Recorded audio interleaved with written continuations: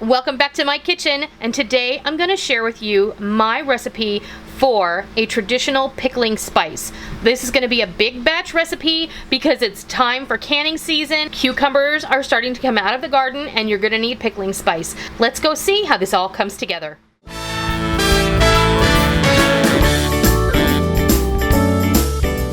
We're gonna make this after I made the spicy kimchi style pickles a few weeks ago, the refrigerator pickles.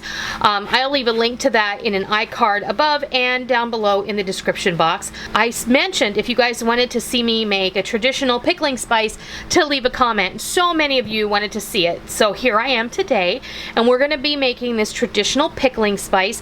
Now, some of these things, in fact, all of these things you can easily find in your grocery store, but I'm going to put together a shopping list on my Amazon influencer page where you guys can go and buy bulk versions of all of these spices, and you'll be able to get them at a very good price. If you have family members you can split the cost with, it's really cost effective to buy your spices in bulk, and that way you save a little bit of money, and if you have someone you can share it with, if you're not going to use them up that fast, then it helps you keep them fresh and rotate them out more frequently. I'll leave a link down below for that as well, and you can go check it out. Now, it really smells like a pickle right now, doesn't it? Yep. In the kitchen it smells like a pickle.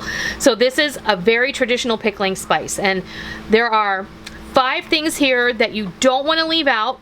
And then there are 6 things here that you can adjust, omit, or increase. You know, you can increase, decrease, or leave out if you don't like the idea of having that in your pickling spice. So, the first thing here is I have a 1/4 cup each of mustard seed. This is yellow. You can use yellow, brown, black, or a mixture of the 3. Coriander seed, dill seed. I have mixed peppercorns, but you can use all black peppercorns if that's what you have available. And crushed bay leaf. Now I get whole bay leaves and I just crushed up what I needed. So that's a 1/4 cup of all 5 of these things. These things are the basis for your pickling spice. You don't want to leave any of these things out because that's what makes a pickle taste like a pickle. Now the rest of these things are traditionally in some pickling spices, but you can adjust them up or down or leave them out if you don't want them in there. I have a 1/4 cup each of, this is dried minced onion, dried minced garlic. I have 2 tablespoons of whole allspice berries. These you will traditionally find in many dill pickles. This is 2 tablespoons of whole cloves. This is 1/2 dozen 3-inch cinnamon sticks that I crushed with a cast iron skillet in a plastic bag. And this is about 1/2 dozen, give or take, dried chili de arbol that I just broke up into pieces. That is my pickling spice. Like I said, you can use red pepper flake in place of the chili de arbol. I just happen to have some on hand, and I like the whole pieces because it's not as intense of a flavor as you get with a red pepper flake, which is pretty much all heat. This has heat and flavor combined. So that is my blend for a traditional pickling spice. You notice that today I have it on a sheet pan because all these seeds and stuff, they like to roll around. I'm gonna get these into the jar the best that I can without making a mess. And you know how we do that, is that we collect everything on the parchment paper the best that we can. These mustard seeds are gonna be the hardest challenge.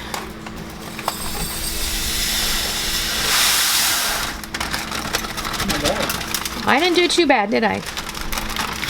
Okay, I'm gonna get all the rest of these things in here as well. There we go. Now you know the drill.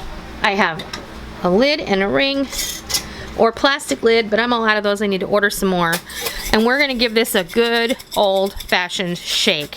You really want all of these things to be super well distributed in here, because when you get ready to use it, you want a little bit of everything in your mix when you go ahead and put it in your jars to make your pickles.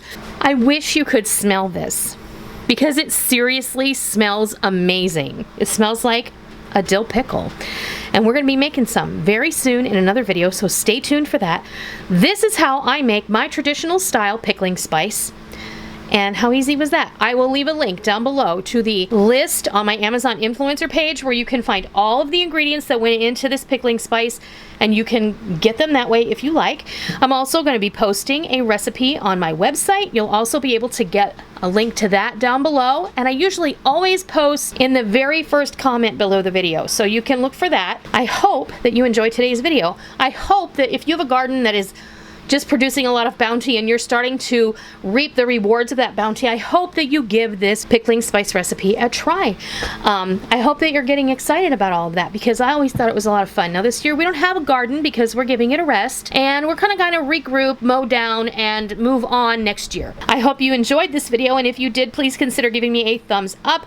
And if you are new to my kitchen and you made your way here for one way or another, welcome. It's always a pleasure to welcome new friends. I hope that you will hit that subscribe button, and as always, if you are a tried and true member of the Noreen's Kitchen family, I want to say thank you, and be sure to go down and hit the bell notification button, because we don't want any of you to miss out on all the real food for real people, real easy recipes that we present all the time right here on our YouTube channel and straight from our kitchen. I hope that this clears it up. I hope this solves a mystery. I hope that you give this pickling spice a try, and I hope that you love it.